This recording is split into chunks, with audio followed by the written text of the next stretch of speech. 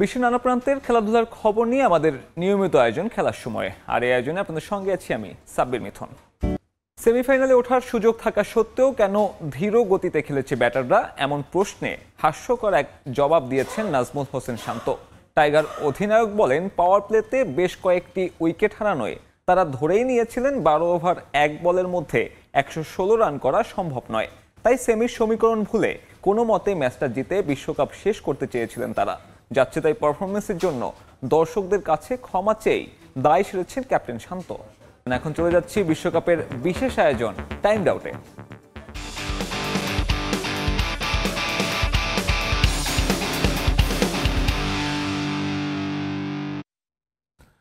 বোলারদের সৃষ্টি করা বাগিচায় ব্যাটারদের আত্মাহুতি।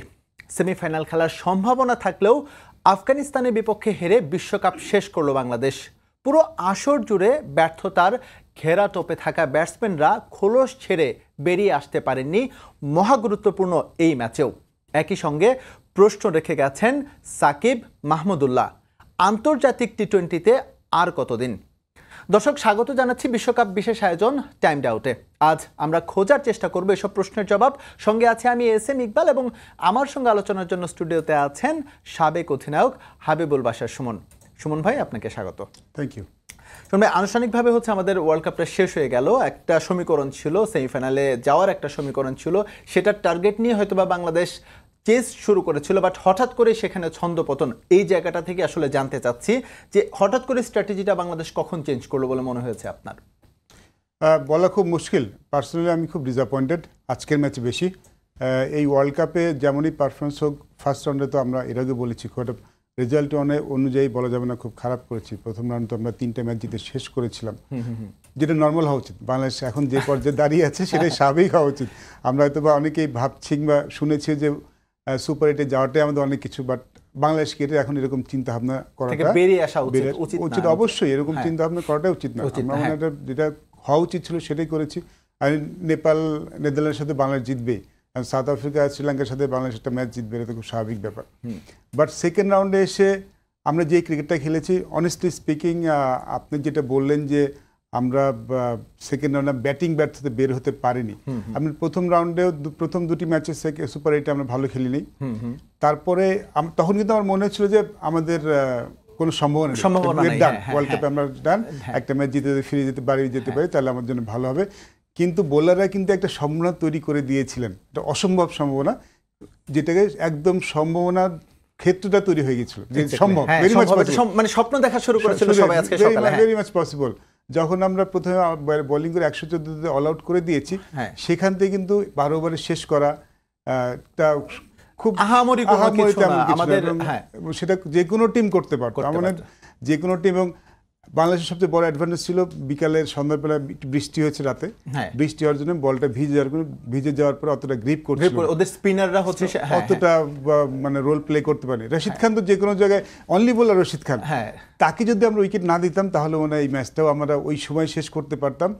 আর দিন শেষে যখন আমরা পারি নাই 114 রান, আমাদের জেতাটা উচিত ছিল। সব মিলে আমি বলবো যে আজকে ম্যাচটা খুব হতাশা ছিল। বাংলাদেশের গেম প্ল্যান কখন চেঞ্জ হয়েছে, সম্ভবত 10 ওভার পরে আমরা বুঝতে পেরেছিলাম যে 12 ওভারে শেষ করতে পারবো না। 8 ওভার পর্যন্ত কিন্তু we are very much on the game, যেখান থেকে আমরা সেমিফাইনালে কোয়ালিফাই করতে পারি। অর্ডিনারি শট, অর্ডিনারি ক্রিকেট, পুরো টুর্নামেন্টে ব্যাটসম্যানরা খারাপ করেছে, আমি সেই একটা দোষ দেবো না। বাট আজকের ম্যাচটাতে আমি এক্সপেক্ট করেছিলাম ব্যাটসম্যানরা আজকে অ্যাটলিস্ট আজকের ম্যাচটা এত ভালো সম্ভাবনা তৈরি হয়েছে, আজকে তারা ভালোভাবে শেষ করতে পারবেন। মানে দেখানো উচিত ছিল আজকে যে আগে যা হবার হয়েছে, আজকে যদি ভালো করতে আসলে আগের আলোচনাগুলো সবকিছু হচ্ছে আসলে আমরা সেমিফাইনালে চলে যেতাম। বাশার ভাই, সেই জায়গা থেকে আজকে খুবই গুরুত্বপূর্ণ একটা ইনিংস খেলার সুযোগ ছিল শান্তর, একইভাবে সাকিব আল হাসানের, একইভাবে মাহমুদুল্লাহ রিয়াদ বা যাদের বললি না কেন, তামিমের কথাও বলবো, তারা আসলে ধারাবাহিকভাবে কেন ব্যর্থ? আপনি দীর্ঘদিন নির্বাচক হিসেবে কাজ করেছেন, আসলে একটা দল যখন খারাপ করে সব দোষ যেন গিয়ে পড়ে নির্বাচকের ঘাড়ে, বিভিন্ন মহলে সমালোচনা হয় নির্বাচক ঠিক ক্রিকেটার নেয়নি, এটা নেয়নি, সেটা নেয়নি, কিন্তু বিষয়টা তো আসলেই সেরকম না। আমাদের বেস্ট পসিবল সাইড যেটা, সেটা নিয়ে আপনারা সবসময় দল তৈরি করেন বা করেছেন, বা এবারও করা হয়েছে, তারপরেও আসলে বাংলাদেশ ব্যর্থ। এইটার সমাধানটা আসলে কি? এই প্রশ্নটা আমি আসলে খেলোয়াড়দের কাছেই দিতে চাই, কারণ এখন যে সুযোগ সুবিধা বেড়েছে, এখন যেভাবে আমরা ক্রিকেটটা খেলি, তাতে আসলে কোনো অনুযোগ করার কোনো জায়গা নেই। আপনি যদি প্র্যাকটিসের ফেসিলিটি বলেন, সুযোগ সুবিধা বলেন সবকিছু কিন্তু এখন বহুলাংশে বেড়েছে। এখন there is no place for complain. আচ্ছা, এক্সপিরিয়েন্স, কেউ কিন্তু ইনএক্সপিরিয়েন্স, আমি তানজিদ তামিমকে যদি একটু ইনএক্সপিরিয়েন্স ধরি, তিনিও কিন্তু কম বেশি ক্রিকেট খেলে ফেলেছেন।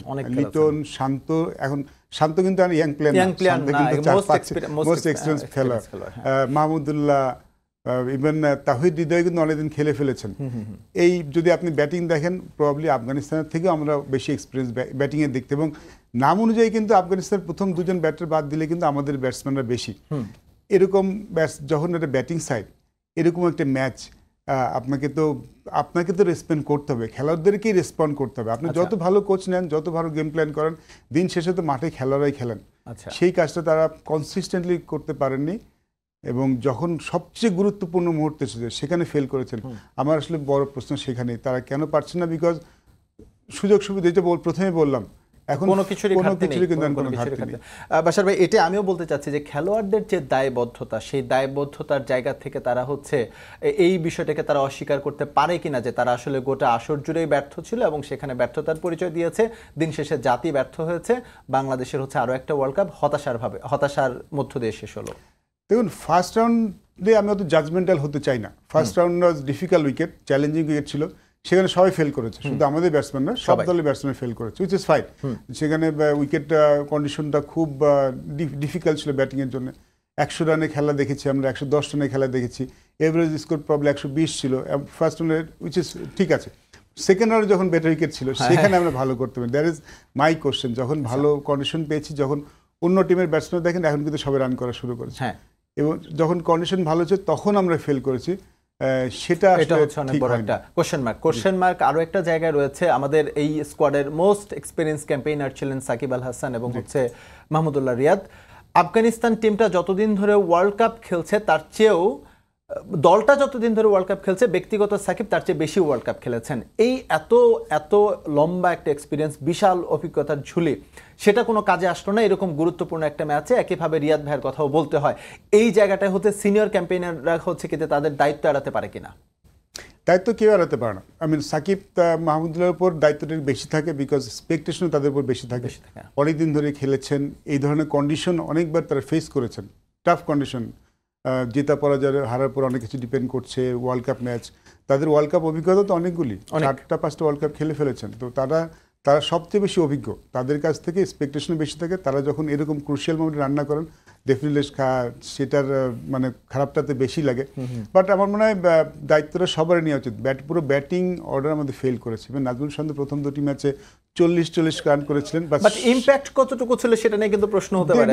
রান করেছে, বিগ টাইম, ওইটা কোনো ইমপ্যাক্টই ফেলেনি, এবং যখন মহা গুরুত্বপূর্ণ ম্যাচ আজকে দরকার ছিল, আজকে রান করতে আজকে সে 20টা রান করলে পরেও সেটা কিন্তু অনেক একটা ইম্প্যাক্ট ফেলতো। বাশার ভাই, সাকিবের কথা বলবো বা ওয়ার্ল্ড কাপের রেফারেন্স টেনে যদি বলি, আমরা গতকাল শুনেছি বা আজকেই সম্ভবত শুনলাম ডেভিড ওয়ার্নার তিনি টি-20 থেকে, ইন্টারন্যাশনাল টি-20 থেকে অবসর নিয়েছেন।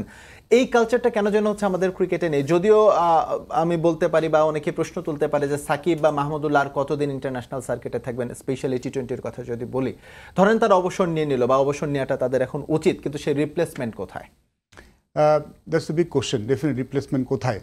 দেখুন, ডেভিড ওয়ার্নার কেন রিটায়ার করেছে? সম্ভবত তিনি রিটায়ার করেছেন বিকজ তিনি চিন্তা করছেন নেক্সট 2 বছর পরে ওয়ার্ল্ড কাপ তিনি খেলবেন না, এবং সবগুলি দল কিন্তু সেইভাবেই আসলে প্ল্যান করে, এবং সেখানে তারা খেলোয়াড়দের সাথে বসেন যে তুমি যেহেতু নেক্সট ওয়ার্ল্ড কাপ খেলবে না, আমরা এখনই তোমার বিকল্প ট্রাই করতে চাই। এবং সব দলই দেখবেন যে এই ওয়ার্ল্ড কাপের পরে নেক্সট ওয়ার্ল্ড কাপের জন্য টিম বানানো শুরু করবে।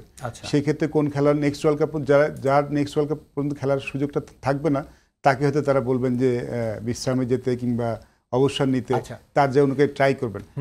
এখন আমাদের দেখার বিষয় হচ্ছে নেক্সট ওয়ার্ল্ড কাপ আমাদের দুজন সিনিয়র প্লেয়ার খেলবেন কি খেলবেন না। যদি তারা খেলেন, ডিসাইড করেন যে তারা খেলতে চান, তাহলে এক কথা। আর তারা যদি মনে করেন যে না, নেক্সট ওয়ার্ল্ড কাপ আমি খেলবো না, তাহলে মনে এই জায়গায় এখনই আমাদের এই ওয়ার্ল্ড কাপের পরতেই 1-2জনকে ট্রাই করা উচিত, বিকজ তাদের রিপ্লেসমেন্ট পাওয়াটা সহজ হবে না। রিপ্লেসমেন্ট পেতে হলে কিন্তু সুযোগও দিতে হবে। আপনি বাইরে বসে রেখে আসলে রিপ্লেসমেন্ট করা সম্ভব না। আমার মনে হয় যে এরা থাকতেই 1-2জন করে আমাদের ইনজেক্ট করা উচিত টিমের মধ্যে, সো দ্যাট আমরাও দেখতে পারি কে প্রস্তুত আছেন। বিকজ এই ইন্টারন্যাশনাল ক্রিকেট আর ঘরের ক্রিকেটের মধ্যে কিন্তু পার্থক্যটা অনেক বড়। যাকে আনবেন সেই যে আপনার পারফর্ম করবে এমন কোনো কথা নেই।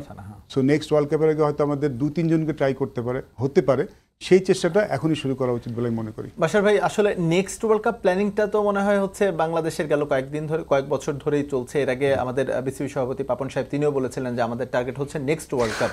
আসলে এই নেক্সট ওয়ার্ল্ড কাপও কিন্তু শেষ হয়ে গেল। এখন আমরা আবারও যদি বলি নেক্সট ওয়ার্ল্ড কাপ করি, কিন্তু হচ্ছে আমরা প্ল্যানিং করছি কিন্তু সেটার এক্সিকিউশন হচ্ছে না, এক্সিকিউশন আমরা যেতে পারছি না। আপনি বলছিলেন একটু আগে সত্যিকার অর্থে প্রপার ফ্যাসিলিটিস রয়েছে, কিন্তু ঘুরে ফিরে একটা অজুহাত আমরা দিই যে আমাদের ঘরোয়া ক্রিকেট ভালো না, বা হচ্ছে আমরা টি-20 ক্রিকেটার আসলে যেই প্ল্যাটফর্ম থেকে বেরিয়ে আসেন সেটা হচ্ছে আমরা স্ট্রং করতে পারিনি। আসলে কি ব্যর্থতার কারণ কি এই জায়গাটাতেই, নাকি হচ্ছে স্পেসিফিকলি হচ্ছে ক্রিকেটারদের হচ্ছে দায়বদ্ধতার অভাব? আমি দায়বদ্ধতার জায়গা থেকে কিছুটা আছে বলে আমি মনে করি। দ্য সেম টাইম আমার মনে হয় আমরা টি-20 ফরম্যাট যেহেতু এখন রেগুলার খেলা হচ্ছে, আমরা কিন্তু ওয়ানডে ফরম্যাটে অনেক খেলা খেলি। আমাদের বাইলেটারাল সিরিজও ওয়ানডে বেশি থাকে, আমরা ঘরোয়া ক্রিকেটে পঞ্চগড় ক্রিকেটটা বেশি খেলি, এটা খেলে আসলে আমি বড় হই। টি-20 ফরম্যাটে কিন্তু আমরা ওইভাবে শুধু একটা টুর্নামেন্ট খেলি, বিপিএল। আমার মনে হয় which is not good enough. আমার মনে হয় যে বিপিএল, আর বিপিএলে হয় কি, বিপিএলে 4টা ওভারসিজ প্লেয়ার থাকে, তো মোস্ট অফ দ্য টিম যেটা করে টপ ওপেনার 2জন আসেন ওভারসিজ এবং 2জন বোলার নিয়ে আসে। সো দেখা যায় প্রথম খেলার জায়গাটা সংকুচিত, প্রথম 6 দেখা যাবে একটা বিদেশি ব্যাটসম্যান ব্যাটিং করছেন, বোলাররাও ওই ক্রুশিয়াল মোমেন্টে তারাই বোলিং করছেন। এই জন্য কিন্তু আমাদের ওপেনাররাও খুব একটা তৈরি হচ্ছে না। আপনাদের ওপেনার দেখেন বিপিএলে খুব বেশি ওপেনার কিন্তু খুঁজেও পাবেন না। আমাদের আরও দুটি ঘরোয়া টুর্নামেন্ট আমাদের এখনই স্টার্ট করা উচিত, অনেক বেটার উইকেট, যেখানে শুধু দেশি খেলোয়াড়রা খেলবেন, সো দ্যাট আমরা এই জায়গাগুলি দেখতে পারি ওপেনিংয়ে কে ভালো করছেন, ওই পাওয়ার প্লেতে কে ভালো ইউজ করতে পারেন, বা বোলিংয়ে কে ওই সময় করছেন, যেটা বিপিএলে সবসময় আমরা দেখতে পাই না, বিকজ সেখানে ওভারসিজ প্লেয়াররা গুরুত্বপূর্ণ মুহূর্তে ব্যাটিং করেন, গুরুত্বপূর্ণ মুহূর্তে বোলিং করে থাকেন। জি বাশার ভাই, আমরা আলোচনা করছিলাম যে আসলে আমাদের টি-20 ডেভেলপমেন্টটা কেন হচ্ছে না। আপনি বলেছিলেন যে হচ্ছে ঘরোয়া ক্রিকেটে এমন একটা টুর্নামেন্ট চালু করা উচিত যেখানে শুধুমাত্র হচ্ছে লোকাল ক্রিকেটারদের ক্ষেত্র তৈরি হবে। আমরা যদি একটু পক্ষান্তরে যদি আফগানিস্তানের দিকে তাকাই, সেখানে হচ্ছে আসলে ঘরোয়া স্ট্রাকচারটাও সেভাবে নেই, তারা সেখানে খেলতে পারে না, তারপরে অটোমেটিক বাই ডিফল্ট সেখানে ক্রিকেটার প্রডিউস হচ্ছে, এবং 9 থেকে 10 জন ক্রিকেটার এবার হচ্ছে আইপিএলে খেলেছে, এবং আইপিএলের চ্যাম্পিয়ন টিমের ওপেনার হচ্ছে ওদের, এবং হচ্ছে বোলার, এই ওয়ার্ল্ড কাপের কথাই বলি না কেন, top run গেটার, top wicket taker সবই হচ্ছে আফগানদের। এই ডেভেলপমেন্টটা হচ্ছে কিভাবে সম্ভব আফগানিস্তানে এত অল্প সময়ে? ব্যাপারটা আসলেই অবিশ্বাস্য একটা ব্যাপার। দেখুন, আফগানিস্তান এখনো কিন্তু সমস্যা আছে। আমাদের ঘরোয়া ক্রিকেটে খেলারা যত স্বাচ্ছন্দ্যে খেলতে পারে, ফিনান্সিয়ালি যতটা বেনিফিট পায়, প্র্যাকটিসের যতখানি ক্ষেত্র আছে, প্রবলি আফগানিস্তানে তার 20% হয়তো নেই। তাদের ব্যাটসম্যান, তাদের খেলোয়াড়দের কিন্তু এখনো সেই রিফিউজি ক্যাম্পে খেলতে হয়, তাদের ঘরোয়া টুর্নামেন্টটাও কিন্তু এখন ওরকমভাবেই হয়, অনেক সমস্যা নিয়ে তৈরি হচ্ছে, তবুও কিন্তু তারা টাইম এন্ড টাইম কিন্তু খেলার প্রডিউস করেই চলেছে। এবং ইউনিক ক্রিকেটার তৈরি হচ্ছে, স্পিন বা পেস সব দিক, বা ব্যাটিং সাইড সব দিক থেকে বলছে ইউনিক ক্রিকেটার তৈরি হচ্ছে। আমরা যদি আফগানিস্তানের যদি হচ্ছে একটু ছোট্ট একটা টাইমলাইন যদি দেখে আসি, আসলে এই দলটা কিভাবে কবে থেকে শুরু করলো। Afghanistan cricket timeline, ICC affiliate member, সেটা হচ্ছে 2001 সালে, আজ থেকে 23 বছর আগে। প্রথম ওয়ানডে তারা খেলে হচ্ছে 2009 সালে, যেখানে বাংলাদেশ প্রথম ওয়ানডে খেলেছিল 1986 সালে। 38 বছরের পথ চলা, সেখানে আফগানিস্তানের পথ চলা হচ্ছে এখানে মাত্র 15 বছরের। প্রথম টি-20 ও প্রথম টি-20 বিশ্বকাপ তারা খেলে হচ্ছে 2010 সালে, আজ হচ্ছে 2024, এখন হচ্ছে 2024। মাত্র 14 বছরেই তাদের টি-20টা অনেক ডেভেলপ করেছে। আইসিসি সহযোগী সদস্য হয় তারা 2013 সালে, আইসিসি পূর্ণ সদস্য পায় হচ্ছে তারা 2017 সালে, এবং 2024-এ এসে হচ্ছে তারা টি-20 বিশ্বকাপের সেমিফাইনাল তারা নিশ্চিত করে ফেলেছে। খেলবে হচ্ছে দক্ষিণ আফ্রিকার এগেনস্টে। এবং এই ওয়ার্ল্ড কাপ শুরুর আগে কিংবদন্তি ব্রায়ান লারা বলেছিলেন আফগানিস্তানের সেমিফাইনাল খেলার সম্ভাবনা যথেষ্টই রয়েছে, বিকজ অফ তাদের হচ্ছে টিম ডেপথ দেখে, বোলিং ব্যাটিং যেটাই বলি না কেন, সেটা তিনি অনুধাবন করেছেন এবং অনুমান করেছেন, এবং সেটাই কিন্তু সত্যি হয়েছে। এই দলটার হচ্ছে আজকের পারফরমেন্স এবং ফিউচার, সেমিফাইনাল বা হচ্ছে ফিউচার কতটুকু দেখছেন আপনি? ডিপেন্ড অন কন্ডিশনে কেমন থাকে। দেখুন, ব্রায়ান লারা কথাটা বলেছিলেন বিকজ বাই মাথায় তার এটা ছিল যে এবার ওয়েস্ট ইন্ডিজের কন্ডিশনটা কেমন হবে, এরকম কন্ডিশনে আফগানিস্তান ডেফিনেটলি ফেভার পাবে। সেটা কিন্তু বাংলাদেশে পাওয়ার কথা ছিল, সেই ফেভারটা বাংলাদেশ নিতে পারেনি। এই ধরনের উইকেটে কিন্তু মিরপুর উইকেট, আমরা যেরকম কন্ডিশনে খুব ভালো ক্রিকেট খেলে থাকি, এরকম কন্ডিশনে কিন্তু আমরা অস্ট্রেলিয়াকে হারিয়েছি। আফগানিস্তানের জন্য এই কন্ডিশনটা খুব ভালো সুইটেবল ছিল। দের still good side, but batting এ কিন্তু তাদের কনসার্ন আছে, বিগ কনসার্ন আছে এরকম। এবং টপ ওপেনার দুইজন ছাড়া হচ্ছে মাঝখানে কেউ কিছু রান করতে পারেনি। মুজিব চলে যাওয়াটা তাদের একটা বড় সেটব্যাক। মুজিব থাকলে তাদের বোলিংটা খুব ভালো হতো, যদিও নূর আহমেদ সেই কাজটা ভালো মতো করছেন। আর ডিপেন্ড করবে সেমিফাইনাল ফাইনালে তাদের উইকেটটা কেমন থাকে অনেকখানি ডিপেন্ড করবে। যদি বেটার উইকেট থাকে তাদের সম্ভাবনা কম থাকবে আমি মনে করছি। বাট যদি আজকের যেরকম উইকেটে খেলা হয়েছে এরকম উইকেটে যদি খেলা হয় সাউথ আফ্রিকার সাথে তাদের কিন্তু বেশ ভালো সম্ভাবনা আছে। একটা জিনিস আফগানদের মধ্যে আছে যেটা আমি দেখেছি, সবসময় দেখেছি, যে তারা নিজেদের উপর বিশ্বাস আছে, তাদের স্ট্রং মেন্টালিটি। আমরা একটা হাই পারফরমেন্স একটা টুর্নামেন্টে গিয়েছিলাম শ্রীলঙ্কাতে, ইমার্জিং ট্রফি টুর্নামেন্টের আগে আমরা 3টে ম্যাচ ওদের হাই পারফরমেন্স টিমের সাথে 3টে ম্যাচ খেলেছিলাম। পরে টুর্নামেন্টে ওদের সাথে খেলা হয়েছে, আউট অফ 4 গেমস আমরা 3টে ম্যাচ জিতেছিলাম। বাট ওদের কখনো দেখিনি মাথা নিচু করতে। ওদের মধ্যে সবসময় প্রাইডটা আছে, ওই প্রাউডটা আছে যে আমরা বেস্ট, আমরা ভালো কিছু করছে। এই মনোভাবটাই কিন্তু তাদেরকে অনেক এগিয়ে দেয়। They believe in themselves. তারা কোনো দলের সাথে খেলতে ভয় পায় না, তাদের খেলার স্টাইলটাও ভালো, কিছু গেম চেঞ্জার আছে এবং আমরা মনে হয় তাদের ডিটারমিনেশনটা জাস্ট সামথিং। এই জায়গাতে মনে হয় আমাদের একটু ঘাটতি রয়েছে। আমরা লাস্ট ম্যাচে যদি যাই, আবার একটু ইন্ডিয়ার এগেইনস্টে যদি যাই, আমরা কেন যেন হচ্ছে মাঠে নামার আগেই, ময়দানে নামার আগেই হেরে গেলাম।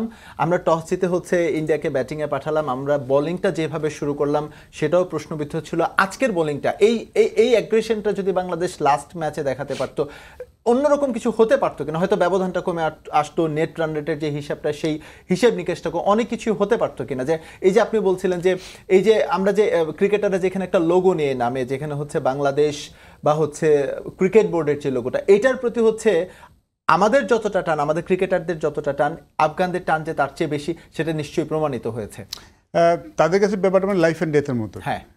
আফগানরা কিন্তু অনেক ক্রিকেটার আছে আমি জানি, তাদের কাছে ক্রিকেটটা অনেকটা জীবন ফিরে পাওয়ার মতো। ক্রিকেট খেলে তারা তাদের লাইফটা তৈরি হয়, তাদের লাইফটা সেটেল হয়, তাদের লাইফটা সিকিউর হয়। আজকে আমরা দেখেছি কাবুলে কি পরিমাণে উৎসব, আনন্দ উৎসব হচ্ছে, এবং লাস্ট যখন তারা অস্ট্রেলিয়াকে হারালো, হাজার হাজার মানুষ হচ্ছে রাস্তায় বেরিয়ে এসেছে, যেটা একটা সময় আমাদের ইয়েতে হতো। পাশাপাশি একটু 2012-তে ফিরে যেতে চাই, যেবার হচ্ছে বাংলাদেশ এশিয়া কাপের ফাইনাল হারলো। সাকিবের একটা ছবি খুব ভাইরাল হয়েছিল যে সে কাঁদছে, আমরা ফাইনাল খুব কাছে গিয়ে হচ্ছে আমরা সেই ম্যাচটা আমরা উইন করতে পারিনি। আজ যখন আফগানিস্তান প্রথমবারের মতো বিশ্বকাপের সেমিফাইনাল নিশ্চিত করলো, আফগানিস্তানের ম্যাক্সিমাম ক্রিকেটারকে দেখছিলাম চোখ পেয়ে পানি গড়গড় করে পানি পড়ছে, রশিদ খান পর্যন্ত কেঁদে দিয়েছেন। এটা কি হচ্ছে আসলে তাদের এই ক্রিকেটটাকে হচ্ছে নেক্সট লেভেলে নিয়ে যাবে কিনা, বা তারা যে চাচ্ছিল যে একটা কিছু করতে, সেটা হচ্ছে প্রতিমান হলো কিনা আজকে এই সেমিফাইনাল নিশ্চিতের মধ্য দিয়ে?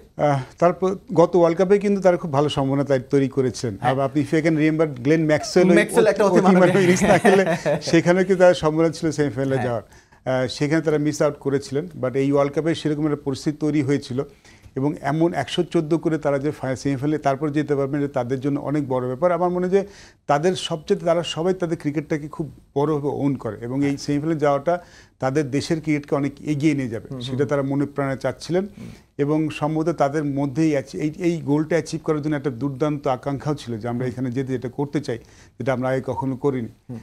এই চাওয়া পাওয়াটাই কিন্তু আসলে অনেকখানি পার্থক্য করে দেয় এবং ডেফিনেটলি এই সেমিফাইনালে যাওয়াটা আফগান ক্রিকেটকে আরও সামনে এগোতে উদ্বুদ্ধ করবে। এমনিতেই তাদের অনেক খেলোয়াড়, অনেক ন্যাচারাল ট্যালেন্ট আছে, এবং এরপরে হয়তো তাদের আরো ভালো একটা রেভলিউশন তৈরি হবে ক্রিকেটার তৈরির ক্ষেত্রে। বাশার ভাই, আমাদের এই আবার যদি একটু দেশের প্রসঙ্গে ফিরি, সেটা হচ্ছে বাংলাদেশের হার নিয়ে বা হচ্ছে যে প্রসেসে আমরা ক্রিকেট খেলেছি এগুলো নিয়ে নিশ্চয়ই অ্যানালাইসিস হবে, টেকনিক্যাল টিম হচ্ছে তাদের রিপোর্টগুলো দেবে। আসলে এইখান থেকে যেই ফাইন্ডিংসগুলো পাবে বা যে জিনিসগুলো বের হয়ে আসবে, সেটার সর্ট আউট তো হচ্ছে শুধুমাত্র ক্রিকেটারদের পক্ষেই সম্ভব। এটা তো হচ্ছে কোনো কোচিং স্টাফ বা হচ্ছে অন্য কারোর পক্ষে হচ্ছে এই ভুলগুলো ধরায় দেওয়া সম্ভব না বা হচ্ছে মেকআপ করা সম্ভব না। এই প্রশ্নের সঙ্গে আপনি একমত কিনা যে আসলে দিন চেঞ্জ করতে হলে, দিন বদল করতে হলে ক্রিকেটারদেরই হচ্ছে সেই দায়িত্বটা নিতে হবে?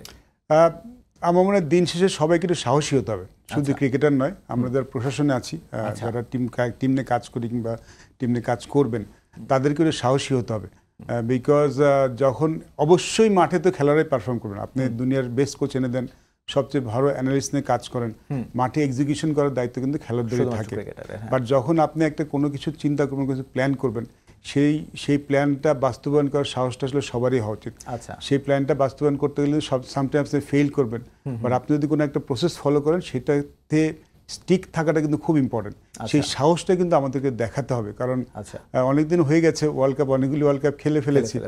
নেক্সট ওয়ার্ল্ড কাপ যখন হবে, যেহেতু আমাদের প্ল্যানটা নেক্সট ওয়ার্ল্ড কাপ নিয়ে নেওয়া উচিত, সেক্ষেত্রে যদি কোনো সাহসী পদক্ষেপ নেওয়া হয়, সেটাকে সবার ব্যাক করা উচিত এবং সেইটা নেওয়ার মতো সাহস সবাই থাকা উচিত। জি বাশার ভাই ধন্যবাদ। আসলে হচ্ছে আমাদেরও প্রত্যাশা থাকবে এই ভুলগুলো থেকে ফাইন্ডিংস বের করে হচ্ছে সে অনুযায়ী কাজ করবেন ক্রিকেটাররা এবং সংশ্লিষ্ট সবাই। ধন্যবাদ আমাদের স্টুডিওতে এসে সময় দেওয়ার জন্য। ধন্যবাদ। দর্শক দেখছিলেন বিশ্বকাপ বিশেষ আয়োজন টাইমড আউট। আমরা প্রতিদিন হাজির হচ্ছি দুপুর 1টা এবং রাত 1:30টায় পরবর্তী আয়োজন দেখার জন্য। সঙ্গে থাকুন সবাই।